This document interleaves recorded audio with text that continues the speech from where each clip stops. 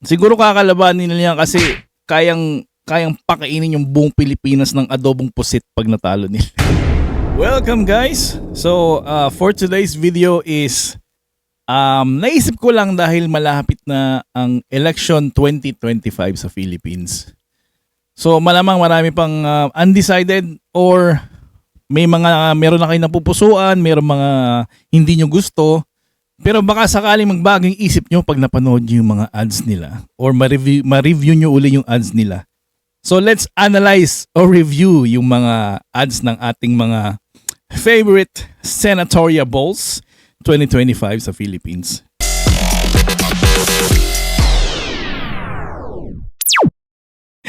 Ang unang-una natin ay ang malupit na dating senador na si Senator Bongbong Revilla. Let's watch this. Uy, teka. Unang-una pa lang. Wait. Nakita niyo yun? Merong portal. Merong portal si sino ba to? Si Doctor Strange. May pagka-Doctor Strange. Yung entrance niya, siguro, ganun siya papasok sa Senado. Tatawagin lang niya. O meron siyang, nag-training siya with Doctor Strange. Hindi natin alam. So, kahit saan, makakarating siya sa kanyang portal. Anywhere in the world. Ayan, si Panday. Malamang si Panday to, di ba? Yes, ang sword. Famous sword. Ayun, no? Uy, sino to? Agimat?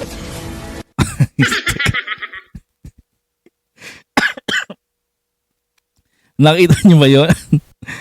Nakita niyo ba yung sinalo niya? Hindi yun hammer, ha? Ayun na, si Agimat. Yung entrance niya kanina, may pagka, kala ko si Captain Barbell. Nag-Captain Barbell ba siya? I think nag-Captain Barbell din siya. Captain Barbell? Yun ang unang tingin ko Pero hindi pala si Agimat. Ayun may pagka-Superman. Tapos sasaluhin niya yung, ayun. May pagka-Thor. God of Thunder. God of Thunder. Ang lupit nun. Nakita niyo bigla na niya sinalo yung yung axe. Hindi yung hammer, axe to, axe.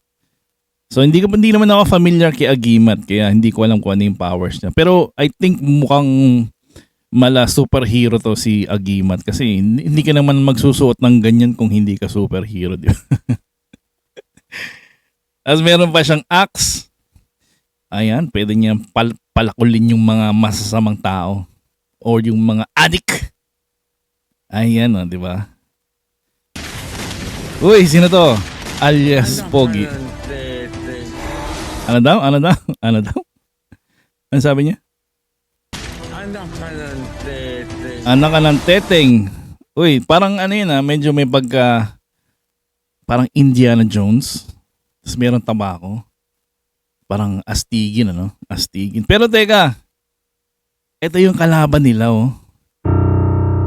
Isang higanting pugita.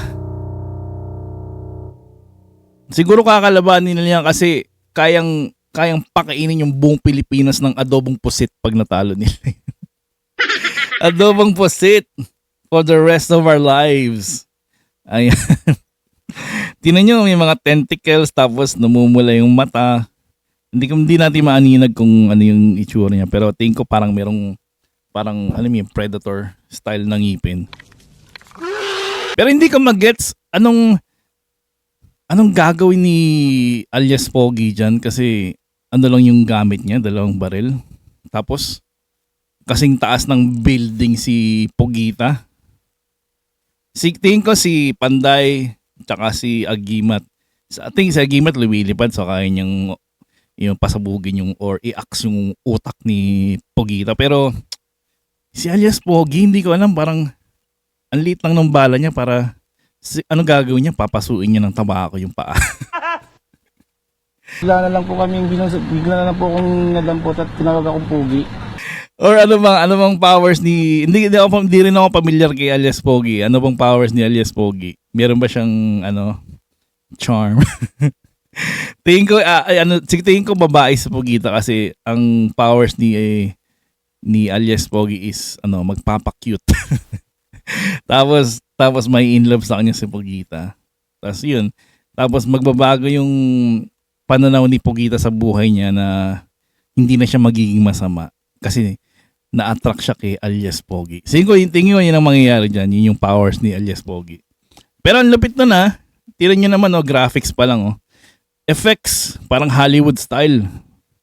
Avengers, di ba? Parang yan, lot with friends.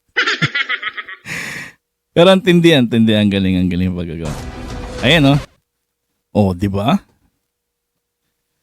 Handang lumaban sa higanting Pogita.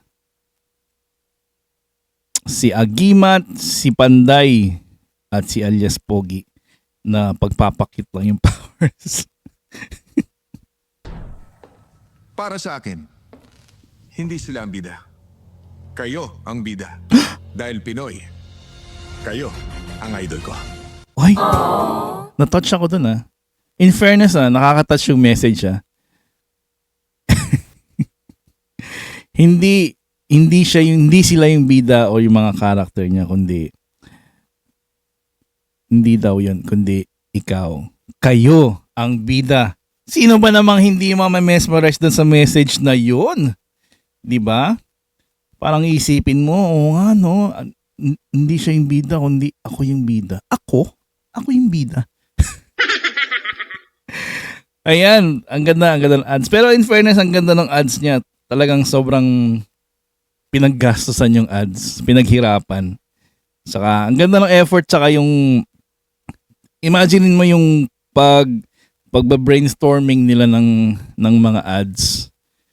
So ano kaya maganda? Siguro gusto ko yung may pagka-Avengers na may lalabas sa portal, tapos may higanting Pogita na ganyan. Tapos sabay ako lalabas. Ikaw ang bida, hindi ako. Huh? Nyo. So yan, sana ma-mesmerize kayo. Sana kahit pa paano mabago yung isip nyo, kung hindi nyo bet siya, tingin ko sa ads na to is kayang-kayang baguhin yung pananaw nyo sa mga kandidato nyo para sa susunod na eleksyon.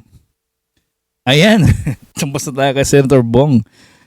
Ayan, ang lupit nun.